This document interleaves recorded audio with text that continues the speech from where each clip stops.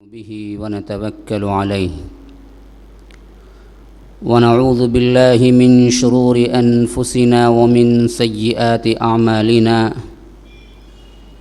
من يهده الله فلا مضل له ومن يضلل فلا هادي له وأشهد أن لا إله إلا الله وحده لا شريك له وأشهد أن محمدًا عبده ورسوله أما بعد فإن خير الحديث كتاب الله وخير الهدي هدي محمد صلى الله عليه وسلم وشر الأمور محدثاتها وكل محدثة بدعة وكل بدعة ضلالة وفي رواية وكل ضلالة في النار فأعوذ بالله من الشيطان الرجيم بسم الله الرحمن الرحيم اليوم نختم على أفواههم وتكلمنا أيديهم وتشهد أرجلهم بما كانوا يكسبون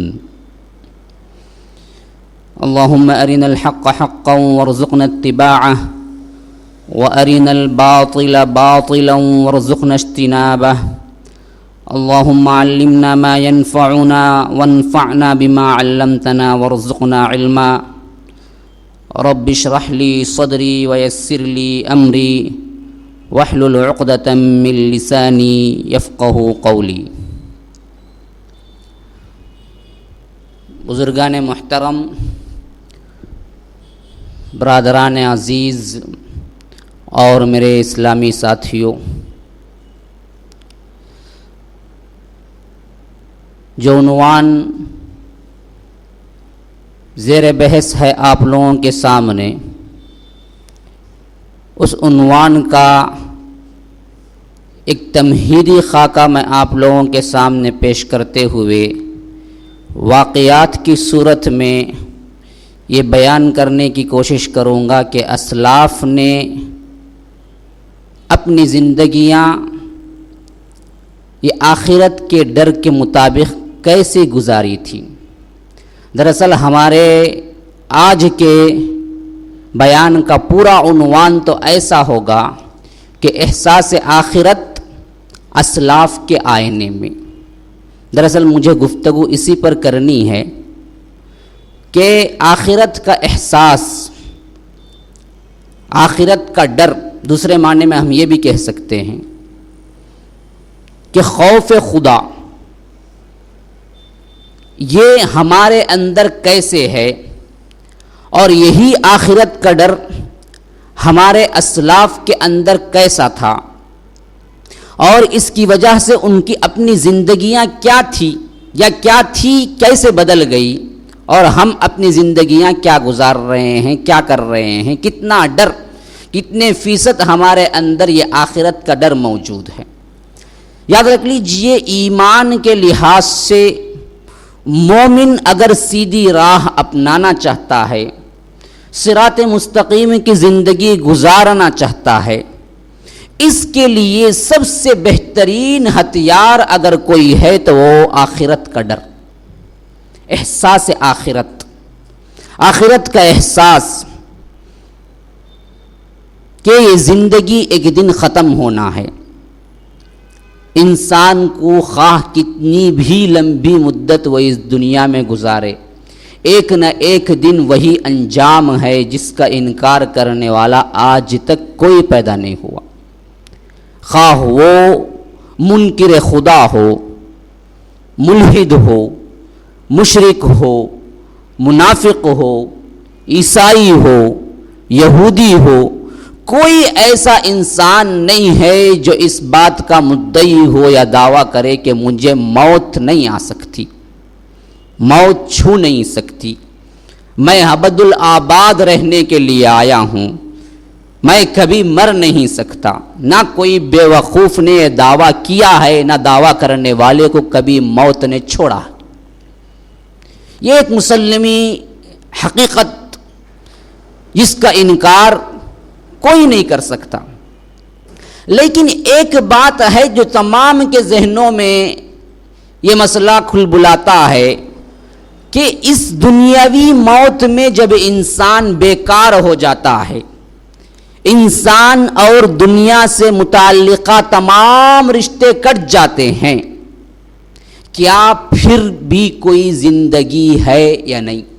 یاد رکھ لیجئے، آدم سے لے کر قیامت تک آنے والے انسانوں کے اندر یہ مسئلہ ہمیشہ رہا ہے، آج بھی ہے، کل بھی تھا، مستقبل میں بھی رہے گا، کہ انسان جو آتا ہے اس دنیا میں زندگی گزارتا ہے، اس کے طریقے سے کئی متعلقات رشتے جو پیدا ہوتے ہیں، کیا وہ یہاں کے ختم ہونے کے بعد بھی اس کی کوئی جزا یا سزا ہے؟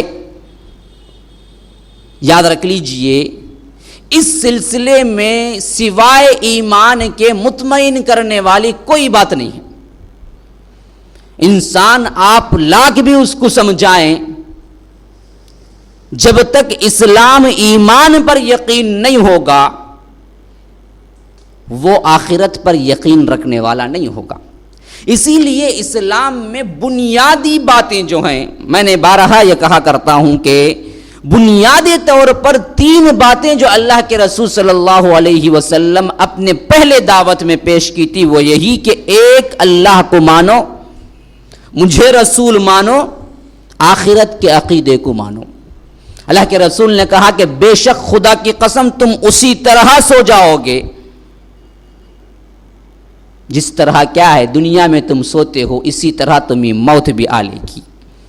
خدا کی قسم اسی طرح جاگ جاؤ گے جس طرح تم سو کے اٹھتے ہیں دنیا میں، اسی طرح خدا کی قسم تم بھی کیا ہے قبروں سے اٹھو گے۔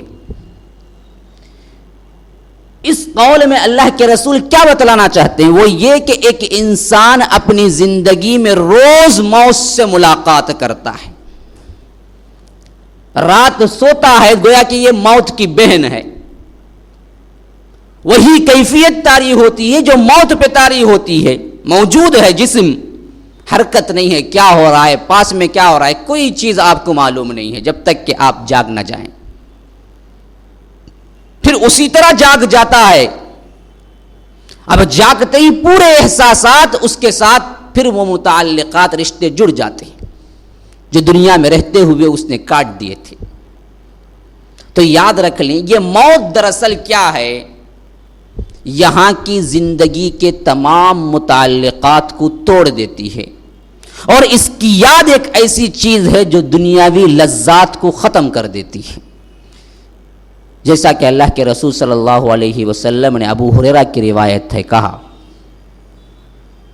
جو کچھ مجھے معلوم ہے، یعنی عالم غیب کی خبریں، اگر وہ تمہیں معلوم ہو جائے تو لَضَحِكْتُمْ قَلِيلًا وَلَبَكَيْتُمْ كَثِيرًا، کہ تم زندگی میں بہت کم ہنسو گے، بہت زیادہ رو گے۔ اسی طرح حضرت ابو ذر غفاری کی روایت ہے جس میں اللہ کے رسول صلی اللہ علیہ وسلم کہتے ہیں کہ جو کچھ امور مجھ پر روشن ہو چکے ہیں، ظاہر ہو چکے ہیں، وہ اگر تم جان لیتے، آخرت کے مناظر تمہارے سامنے آ جاتے، تو یاد رکھو تم بہت کم ہنستے، بہت زیادہ روتے، اپنے بیویوں کے پاس جانا چھوڑ دیتے، اور اپنے جو کچھ ساز سامان ہے وہ باندھ کے جنگلوں کی طرف نکل جاتے ڈر خوف کی وجہ سے۔ تو یہ سن کے ابو ذر کہتے ہیں کہ کاش کہ میں کوئی درخت ہوتا۔ ڈرنے کا حال یہ ہے۔ اسی طرح حضرت ابو بکر صدیق،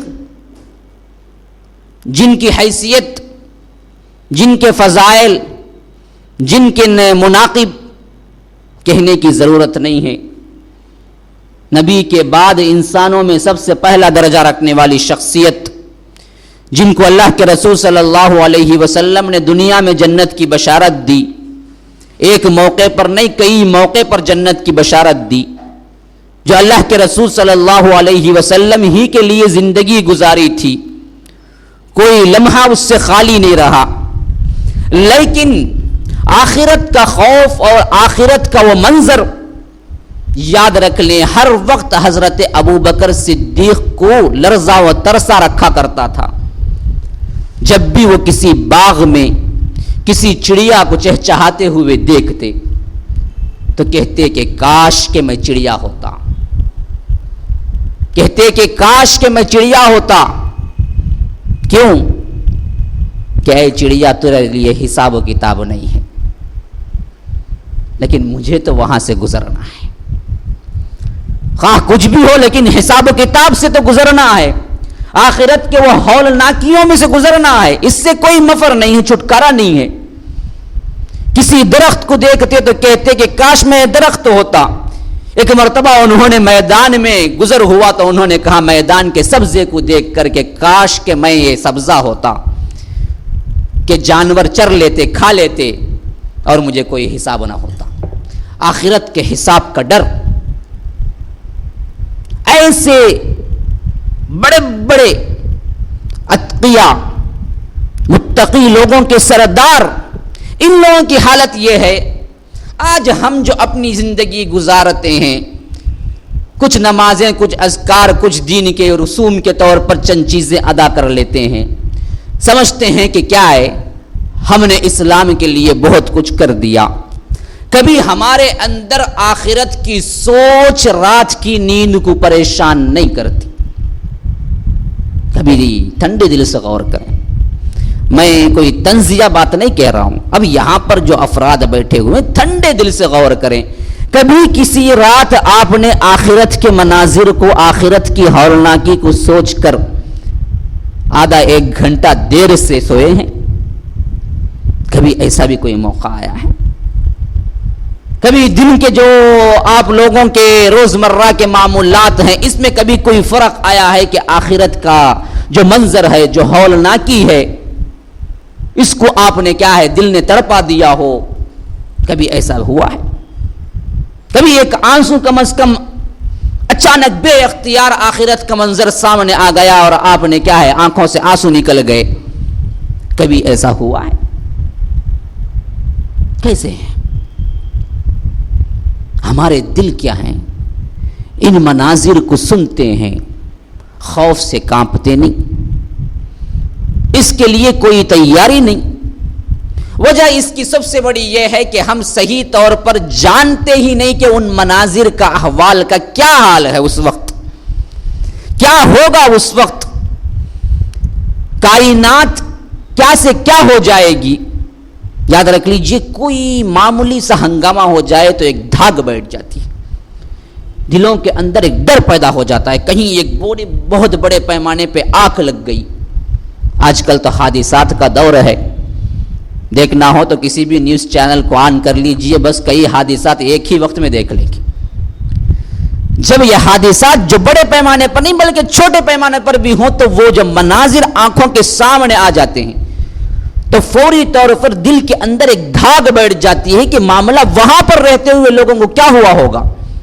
دلی ہمدردی بھی آ جاتی ہے، جیسا کہ بہت سے لوگ کیا ہے فنڈز کی وجہ سے، فنڈ کے لحاظ سے وہی لوگ نکل پڑتے ہیں کہ بھائی امداد کیجئے، ایسا کیجئے، ویسا کیجئے۔ یاد رکھ لیں، اسی کو اگر بہت بڑے پیمانے پر آپ قیاس کریں گے تو یہی حال تو کائنات کا ہے۔ معمولی زلزلے کو اٹھا کر آپ بہت بڑے کائنات کے زلزلے پر آپ کیا ہے اس کو قیاس کریں تو معاملہ ذرا تصور میں لائیے کیا ہوگا۔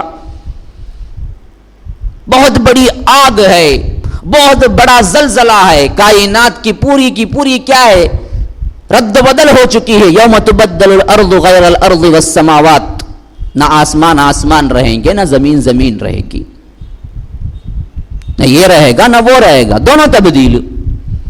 سورج کیا ہوگا؟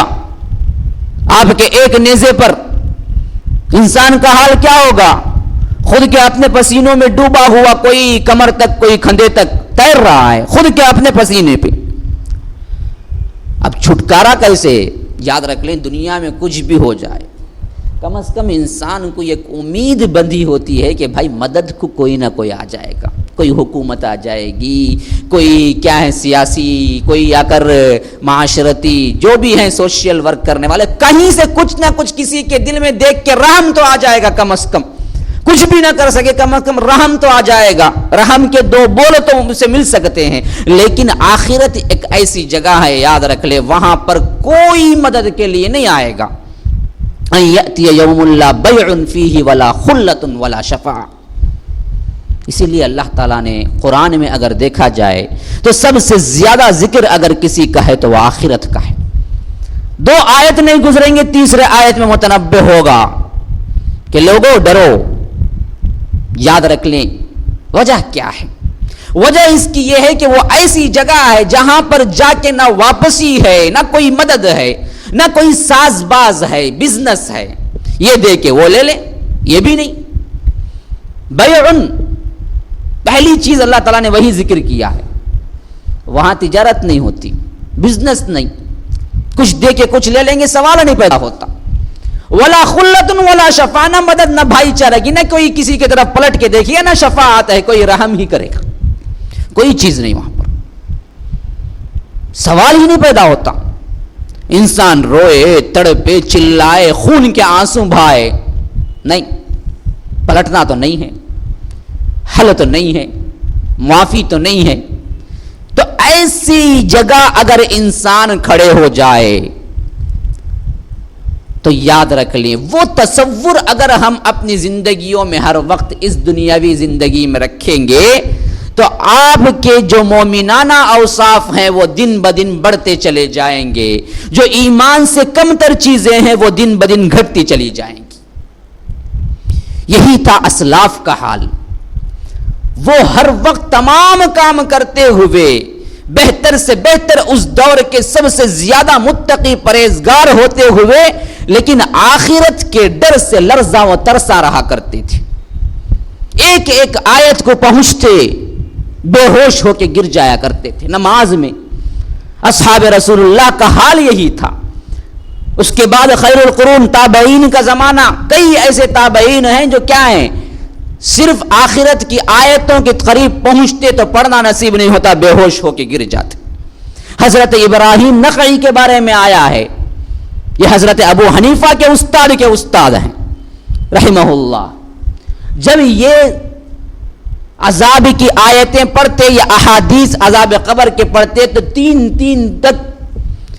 دن تک ان کو کھانا نصیب نہیں ہوتا اور خون کا پیشاب ہوتا، گرمی اور ڈر کی وجہ سے.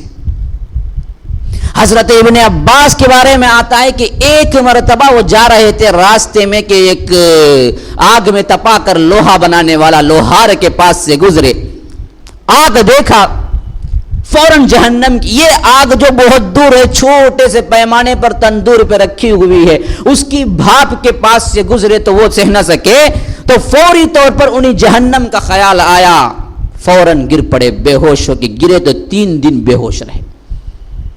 لوگ پریشان کہ حال کیا ہے.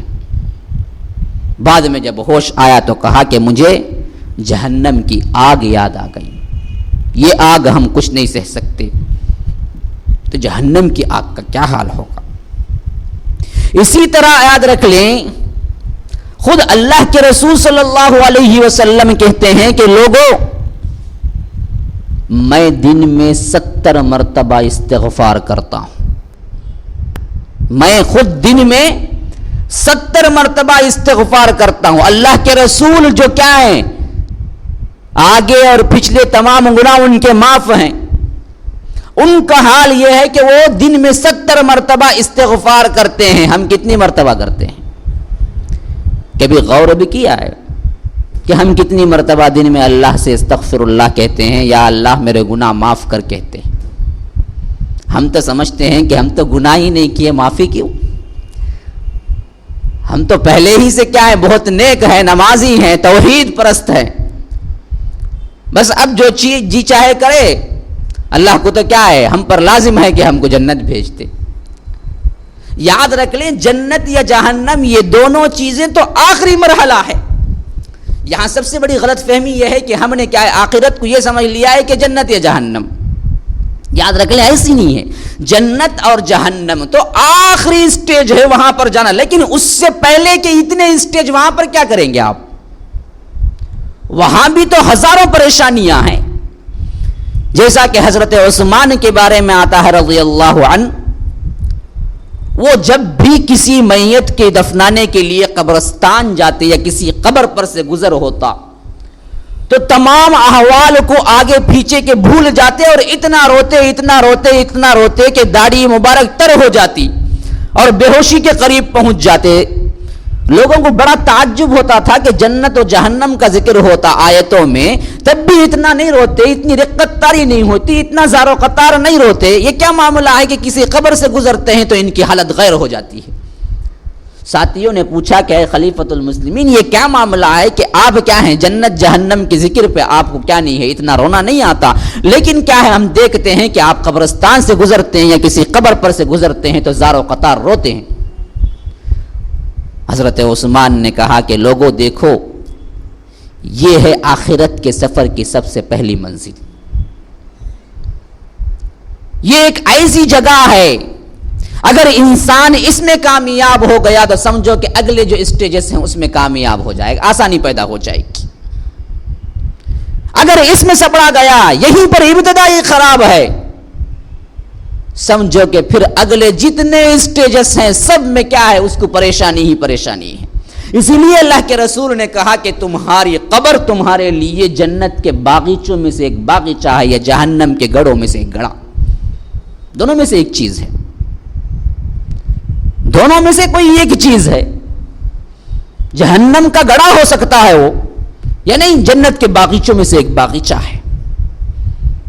اب کوئی انسان کوئی اس دنیا میں یہاں کی زمین میں جنت کے باغیچہ مل گیا، بس سمجھیے کہ اب بات کے مراحل ہیں، کٹھن ہونے کے باوجود کچھ تو کچھ آسانی ہو سکتی ہے۔ اسی لیے جب یہ آیت اتری فَسَوْفَ يُحَاسَبُ حِسَابًا يَسِيرًا، تو یاد رکھ لیں، حضرت عائشہ کی روایت ہے کہ اللہ کے رسول صلی اللہ علیہ وسلم نے کہا کہ حساب لیتے وقت اللہ کا رسول، اللہ تعالیٰ کسی بندے سے یہ پوچھ لے کہ کیوں، من نوقش عذب، پھر پکڑا گیا۔ اللہ کے رسول نے کہا سوال جواب اعمال نامہ پیش ہوا، اللہ تعالیٰ یہ پوچھ لے کہ یہ کیوں کیا، بس سمجھو کہ وہ بندہ پکڑا گیا، اب سوال کا جواب نہیں ہے، وہ سپڑا گیا۔ حضرت عائشہ کو بڑا تعجب ہوا۔ حضرت عائشہ نے کہا اللہ کے رسول یہ تو حساب ہی نہیں ہوا، جبکہ ہم دعا کرتے ہیں کہ حاسبنا حسابا یسیرا، اللہ کیا ہے ہمارے لیے ہلکا حساب لے لے، حساب لیتے وقت ذرا ہمارے لیے کیا ہے ہلکا سے لے لے، یہ دعا خود اللہ کے رسول نے سکھائی ہے۔ تو جب ہم یہ دعا کرتے ہیں اللہ کے رسول، اس کا کیا معنی ہے؟ جب حساب میں پوچھ لے اللہ تعالیٰ کوئی سوال، حساب لے لے تو بس وہ سپڑا گیا۔ تو اللہ کے رسول مسکرا کے جواب دیتے ہیں کہ عائشہ یہ ہے مطلب پیشی ہونا، یعنی یہ کہ اللہ تعالیٰ ایسا دیکھے ہاں چلو بھائی چلو، ہاں بعد میں کیا ہوا خیر چلو، صرف پیشی ہونا کہ دیکھ کے سرسری نظر سے دیکھتے ہیں کہ خیر چلو۔ جن کے نام اعمال کو اللہ تعالیٰ ایسے دیکھ کے دے دے گا کہ پیشی کے طور پر چلو چلو اگلا کوئی اگلا مسئلہ ختم اس کا۔ کسی کے نام اعمال کو لے کے دیکھے گا اور کہے گا یہ کیوں، سمجھیے کہ وہ پکڑا گیا۔ تو یاد رکھ لیں یہ وہ جگہ ہے جہاں پر انسان نہ ٹل سکتا ہے، نہ کہیں بھاگ سکتا ہے، نہ کیوں کے سوال کے جواب میں خاموش رہ سکتا ہے، جھوٹ بھی نہیں کہہ سکتا۔ ذرا حال اپنا تصور کیجئے وہاں پر منطبق کر کے کیا ہوگا۔ الیوم نختم علی افواہہم، اللہ تعالیٰ کہتا ہے اس دن کو یاد کرو جب تمہارے منہوں کو ہم سیل کریں گے، سیل رکھیں گے۔ بات کہاں سے کرتا انسان؟ زبان سے، زبان کو سیل رکھیں، بات ہی نہیں کرنا۔ وہاں پر بھی کچھ نہ کچھ جھوٹ، کوئی نہ کوئی رد و بدل انسان کرے گا نا، فطرت میں ہے۔ نہیں، اللہ تعالیٰ کہتا ہے وَتُكَلِّمُنَا أَيْدِيهِمْ، بات کریں گے ہمارے سے تمہارے ہاتھ، وَتَشْهَدُ أَرْجُلُهُمْ، شہادت دیں گے تمہارے پاؤں، بِمَا كَانُوا يَكْسِبُونَ، جو کچھ تم کرتے تھے۔ یاد رکھ لیں ذرا اسی ایک جملے پر تھوڑی دیر کے لیے اپنے حواس کو مجتمع کیجئے، وہاں پر ٹھنڈے دل سے غور کریں۔ انسان جب گناہ کرتا ہے تو سوچتا ہے کہ ان سے چھپا لوں گا، ان سے چھپا لوں گا، ایسے کر لوں گا، ویسے کر لوں گا، لیکن جب جو کچھ ہوا ہے صاحب حال ہی سامنے آ جائے، ہاتھ سے کیا ہے تو ہاتھ گواہی دینے کے لیے تیار ہو جائے، پاؤں سے آپ نے برائی کی ہے، پکچر کو گئے ہیں تو کیا ہے پاؤں تیار ہو جائے، تو اب حال کیا ہے؟ کہیں چھپایا جا سکتا ہے؟ زبان ہی سے کچھ چھپایا جا سکتا ہے، لیکن زبان تو بند ہے۔ یاد رکھ لے وہاں پر چھٹکارا نہیں، نہ عذاب کی کمی۔ کلما نضجت جلودہم بدلناہم جلودا، کہ اللہ کے رسول اس کی تشریح بھی بتا دیے، خود اللہ تعالیٰ قرآن میں رکھ دیا کہ جب تمہاری جلدیں جلیں گی، یاد رکھ لیں ہم تمہاری جلد کو دوسری جلدوں سے پھر تبدیل کر دیں گے، صحیح سالم بنا دیں گے، اور اس آگ کے لحاظ سے جو کچھ تمہاری کیپیسٹی ہے وہ بھی ہم بڑھا دیں گے۔ تمہارے اپنے جسم نہیں ہوں گے، یہ جسم یہاں سے ختم، وہاں اس کے لحاظ سے برابر برابر جسم دیا جائے گا۔ کسی کے کھندے سے کھندے کا فاصلہ 3 میل کے مسافت، 3 دن کی مسافت کے قریب ہوگا، اتنا چوڑا انسان، کیونکہ اتنی بڑی آگ بھی تو سہنا ہے نا۔ سود خوروں کے بارے میں آتا ہے کہ اتنے لمبے لمبے پیٹ ہوں گے کہ اس کے اوپر گھوڑے سوار چل سکتے ہیں، اتنا بڑا جسم ہوگا، کیونکہ وہاں کا عذاب بھی تو سہنا ہے۔ تو یاد رکھ لیں آخرت کے کئی ایسے مناظر ایسے ہیں جو اللہ تعالیٰ نے جگہ جگہ قرآن میں رکھ دیا ہے، اور وہاں پر سب سے بڑی بات یہ ہے کہ اس سے کوئی چھٹکارا نہیں۔ تو اب آئیے جو مناظر قرآن میں ہیں، یہ مناظر ہم اپنے دل سے سچ مانیں یا نہ مانیں، لیکن اسلاف نے اس کو آنے والی حالت میں نہیں جانا بلکہ اب کی حالت میں جانا۔ ہمارے اصحاب نے سلف الصالحین کے سامنے آخرت ہمیشہ مستقبل میں نہیں حال میں ہوا کرتی تھی، سامنے ہوا کرتا تھا، ہر وقت اس کے ڈر سے لرزا و ترسا رہا کرتے تھے۔ حضرت ابو بکر صدیق اکثر راتوں میں رویا کرتے ہیں، یاد رکھ لیں انہوں نے کبھی پوری کہتے ہیں کہ میں نے کبھی اس طرح کی نیند نہیں سوئی کہ مجھے خواب نظر آئے، یعنی اتنی گہری نیند کبھی سوئی نہیں میں نے زندگی میں، کیسے نیند آ سکتی ہے جبکہ آخرت میرے سامنے۔ حضرت ابو بکر صدیق جیسا انسان آخرت کے ڈر سے ہمیشہ لرزا و ترسا رہتا ہے۔ آخری وفات کا وقت ہے، حضرت عمر کو بلاتے ہیں، عمر کو، کون عمر؟ جن کے بارے میں خود اللہ کے رسول نے کہہ دیا کہ تم کیا ہو؟ سراپا ایمان ہو۔ اللہ کے رسول نے کہا کہ عمر تمہارے بارے میں پتا ہے تم کون ہو؟ ایک مرتبہ کا واقعہ ہے، اللہ کے رسول نے کہا کہ میں نے ایک خواب دیکھا، میں نے ایک خواب دیکھا کہ ایک کنواں ہے، ان میں ڈول ہے، پانی کھینچ رہا ہوں، میں نے کھینچا جہاں تک ہو سکا، پھر ابو بکر آئے ان کو دے دیا، انہوں نے کھینچا، پھر جہاں تک ہو سکے ابو بکر نے کھینچا، پھر عمر آئے عمر کو دے دیا، عمر نے کھینچا یہاں تک کہ مکمل کر لیا، پھر اللہ کے رسول نے پوچھا کہ عمر پتا ہے وہ کیا ہے ڈول؟ وہ ہے ایمان، تمہارا ایمان سر سے لے کر پاؤں تک مکمل طور پر ہے۔ اسی طرح اللہ کے رسول نے کہا کہ عمر میں نے جنت میں ایک سفید محل، بڑا خوبصورت سنگ مرمر کا بنا ہوا، ذہبن، سونے کا،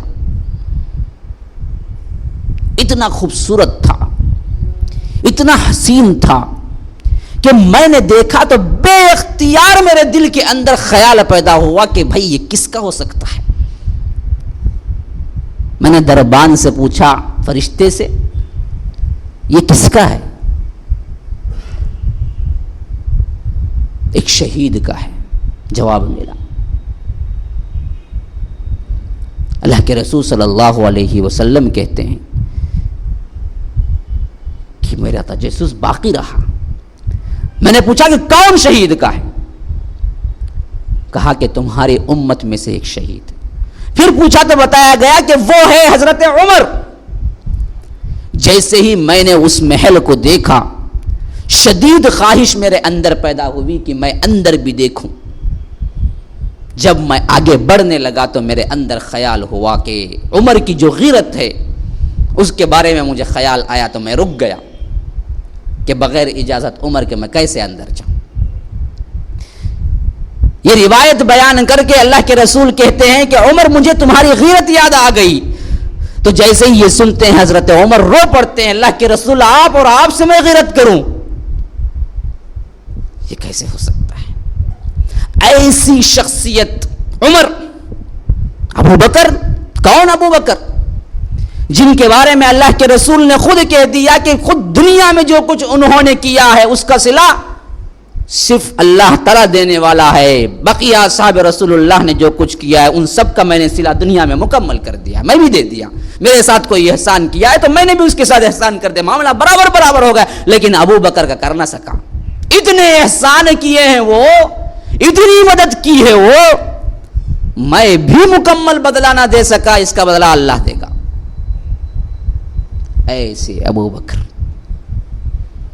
جب وفات کا وقت قریب آتا ہے, آخرت کے در سے لرزاں و ترساں ہیں, ابو بکر کو بلاتے ہیں, عمر کو بلاتے ہیں.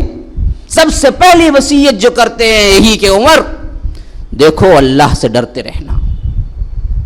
کون کس کو کر رہا ہے یہ ذرا تصور میں رکھیے, کیا الفاظ ادا کرتے ہیں. آج کبھی ہم نے کسی ایک دوست کو خیر خواہی کی نیت سے کبھی کہا ہے کہ بھائی اللہ سے ڈرو؟ کبھی ہم اپنے حال پر غور کریں. کبھی ہم نے سچے دل کے عبداللہ سر اٹھا کے منہ کے بل رکھتے ہیں تو اسی حالت میں کیا ہے, روح پرواز ہوتی ہے جس میں لا الہ الا اللہ کا ورد جاری. تو یاد رکھ لیں, احساس آخرت یہ مومن کی زندگی کا ہتھیار ہے. خواہ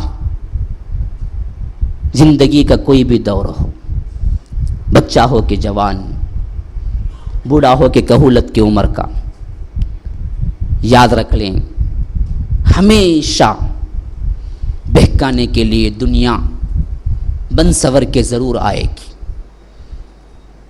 انسان کو کبھی نہیں چھوڑتا. ان الشیطان للانسان عدو مبین, جیسا کہ اللہ تعالیٰ نے رکھ دیا ہے کہ شیطان انسان کا کھلا ہوا دشمن ہے. چھپا ہوا نہیں کہا, کھلا ہوا دشمن ہے. تو یاد رکھ لیں زندگی کے ہر مرحلے میں شیطان کی یہی کوشش ہوتی ہے کہ دنیا بن سور کے سامنے آئے اور انسان کو بہکا دے. کٹن سے کٹن مرحلہ ہو, آزادانہ برائی کرنے کا کیا ہے آپ کے لیے ماحول پیدا ہو, لیکن ایک چیز ہی نجات کے لیے ضامن بن سکتی ہے, ایک چیز ہی آپ کو ان تمام چیزوں سے روک سکتی ہے, وہ آخرت کا احساس, شعور. کچھ بھی ہو, کوئی نہ دیکھنے والا ہو, کمرہ بند ہو, لیکن آپ کو جواب دینا ہے, وہ دیکھ رہا ہے.